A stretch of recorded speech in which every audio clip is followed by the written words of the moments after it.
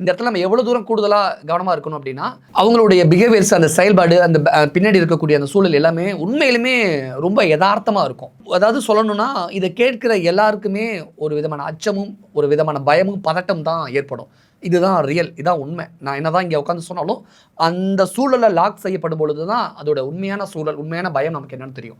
இப்படி வீடியோ காலில் வந்து நம்ம இணையறவங்க கிட்ட, வீடியோ காலில் ஜாயின் பண்ணுறவங்க கிட்ட விசாரணைங்கிற பேரில் வங்கி கணக்கு உள்ளிட்ட தனிப்பட்ட நம்மளுடைய டீட்டெயில்ஸ் எல்லாம், தனிப்பட்ட விவரங்கள் எல்லாம் கேட்டு அவங்க ஆட்டோமேட்டிக்காக வாங்கிப்பாங்க. ஏன்னா நாங்கள் சிபிஐலேருந்து பேசுகிறோம், அங்கேருந்து பேசுகிறோம், இங்கேருந்து பேசுகிறோம், இன்கம் டேக்ஸ்லேருந்து பேசுகிறோம்னா ஏதாவது ஒன்று சொல்லி நம்மகிட்ட எல்லா டீட்டெயிலும் வாங்கிட்டு, அதன் பிறகு ஏதாவது ஒரு பேப்பரை காமிச்சு, உச்சநீதிமன்றத்தோட வாரண்ட் எங்ககிட்ட இருக்குது, உங்களை வந்து நாங்கள் டிஜிட்டல் அரெஸ்ட் பண்ணியிருக்கோம், நீங்கள் இந்த அறையை விட்டு வெளியவே வரக்கூடாது, யார்கிட்டையும் நீங்கள் ஃபஸ்ட்டு ஃபோன் பேசவே கூடாது, நீங்கள் லாக் பண்ணிவிட்டு உங்களை அரெஸ்ட் பண்ணிட்டோம், எங்கள் கண்ணு முன்னாடி நீங்கள் இருக்கீங்க, ஏதாவது நீங்கள் மாற்றி பண்ணிட்டீங்க, அவ்வளோதான், நீங்கள் உங்கள் லைஃபே முடிஞ்சிச்சு, ஜென்மத்துக்கு வெளில வர முடியாது, அப்படி இப்படின்னு பேசி நம்மளை போட்டு மிரட்டி முடக்கிடுவாங்க. இதை நம்பி மாத கணக்கில் ஒரே ஒரு ரூமுக்குள்ளே, அந்த அறைக்குள்ளே முடங்கி கிடந்தவங்க நிறைய பேர் இருக்காங்க.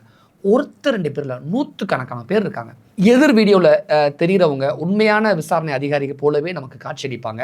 ஏன்னா அது ஒரு போலீஸ் மாதிரியான ஒரு தோற்றம் இருக்கும், ஒரு சிபிஐ மாதிரியான ஒரு ஆஃபீஸ் மாதிரி ஒரு தோற்றம் இருக்கும், ஒரு எண்ணெய் அதிகாரி இது மாதிரி ஒரு உளவுத்துறை, ஒரு இராணுவ கட்டமைப்பு மாதிரி ஒரு பெரிய ஒரு ஹைடெக்கான ஒரு கிரிமினல்ஸ் யோசிச்சு ஒரு விஷயத்த சினிமா மாதிரி ஒரு விஷயத்த பண்ணால் எப்படி இருக்கும், அப்படியே நம்ம கண்ணு முன்னாடி அதை காட்டிடுவாங்க. ஸோ அந்த சுற்றுப்புற சூழலில் அப்படியே இருக்கிறதுனால, நம்ம சினிமாவில் பார்த்த விஷயங்கள்லாம் அப்படியே இருக்கிறதுனால நம்மளும் சிக்கிறது தவிர அந்த இடத்துல வேறு வழியே இருக்காது.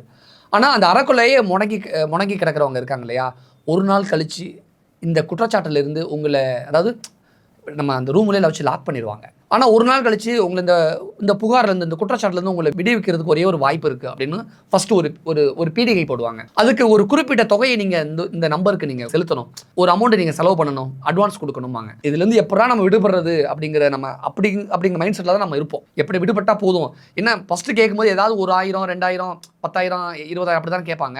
அவங்க கேட்குறத நம்ம அனுப்பிச்சி வச்சுருவோம். ஸோ நம்மளோட அக்கௌண்ட் டீட்டெயில் ஆட்டோமேட்டிக்காக அவங்கள்ட்ட போயிடும். இப்படி நம்ம சில ஆயிரங்களை கொடுத்து, அல்லது ரொம்ப வசதியானவங்களா இருந்தால், நீ நான் 10,000 தானே கேட்குறேன், உனக்கு 1 லட்ச ரூபா தரேன்னு நம்ம பயத்தில் ஏதாவது உளறி வைப்போம்ல. இந்த மாதிரியான விஷயங்களை அவங்க பிடிச்சி நம்ம பணம் கொடுக்கறது மூலமாக நம்மளோட அக்கௌண்ட் டீட்டெயில் எடுத்துகிட்டு அவங்களுக்கே தெரிஞ்சிடும் நம்ம வசதியானவங்களா, நம்ம எவ்வளோ பெரிய பணக்காரங்க அப்படிங்கிற விஷயம் தெரிஞ்சிடும். இப்படிப்பட்ட ஆட்கள் மட்டும் அவங்ககிட்ட மாட்டினாங்கன்னா 1 நாள் 2 நாள் இல்லை, 40 நாள் 50 நாள் வரைக்கும் அந்த ரூமில் வச்சு எவ்வளோ தூரம் அவங்ககிட்ட பணத்தை கறக்க முடியுமோ அவ்வளோ தூரம் பணத்தை கறந்து, அப்படி கறந்த விஷயங்களும் இங்கே இருக்குது.